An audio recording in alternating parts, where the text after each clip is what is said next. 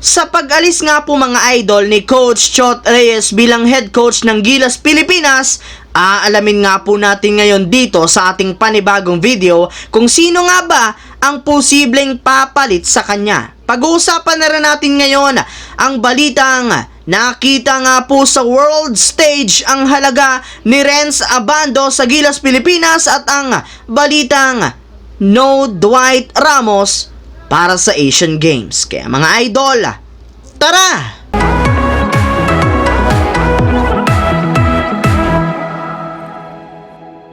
Marami nga po mga idol na mga fans ng Gilas Pilipinas ang natuwa sa tuluyang pag-alis ni Coach Chot Reyes sa Gilas Pilipinas, gayong sa wakas natupad na rin naman nga po ang kanilang matagal ng request sa ating national team. Ang kaso lamang, dahil nga sa kanyang pag-alis, nagkaroon nga po ngayon ng malaking problema ang Gilas Pilipinas at SBP, gayong ilang linggo na lamang ang natitira bago ang pagsisimula ng Asian Games sa September 23. Yes mga idol, 20 days na lamang ang meron ngayon ng SBP para maghanap ng papalit sa pwesto ni Coach Chot Reyes bilang bagong head coach ng national team. Kaya kailangan nga po nilang magmadali ngayon sa paghahanap. At sa kabutihang palad naman, meron na rin naman nga po ngayong mga nagsisilabasang pangalan na posibleng humawak sa Gilas. Kabilang nga po dyan ang kanilang mga coaches at head coach na sina Coach Tab Baldwin, Coach Tim Cone at si Coach Nenad Vucinic, o di kaya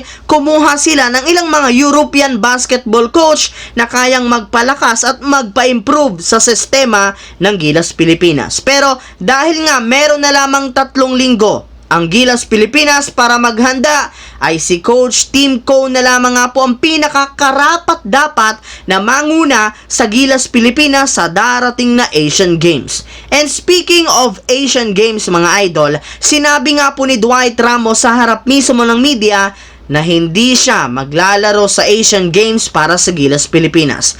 Ayon nga po sa kanya, mas nakafocus na nga po siya ngayon sa paglalaro niya sa Japan B-League, kung saan parte nga siya ngayon ng Hokkaido. Bukod nga po dyan mga idol kay Dwight Ramos, delikado rin naman nga na hindi makapaglaro sa Asian Games ang kanilang player na si Renz Abando, gayong kahit man nga gustuin niya ditong maglaro, magdedepende pa rin naman siya sa magiging desisyon ng kupunan niya sa KBL na anyong KJC. Kaya kapag nawala pa nga po si Abando sa Gilas Pilipinas, posible nga po na humina ang ating national team, gayong isa rin naman nga ito sa mga manlalaro na nagbibigay ng energy sa loob ng court. Paminsan-minsan ay nagiging game changer ang kanilang mga laban, gayong bukod nga sa kanyang dalang opensa at depensa, grabe rin naman nga pong ipinapakitang hustle at agresibo nito sa kanilang mga laban, gayong gumugulat nga siya literal sa mga kalaban. Kaya ganun nga po kahalaga ang isang Renz Abando para sa ating Gilas Pilipinas.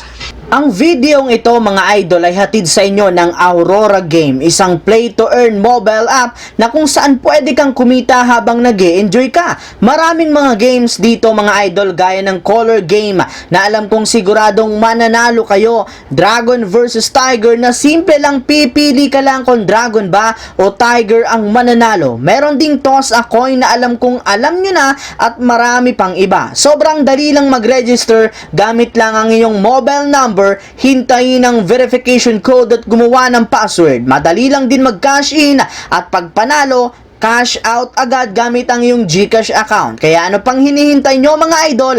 Mag-download na at manalo. Nasa comment section ang link para makapagsimula na kayo. So yun lamang mga idol ang ating bagong video ngayon na ating pinag-usapan dito sa aking YouTube channel. Once again, this is your J-Zone TV. Huwag kalimutang mag-like at syempre mag-subscribe.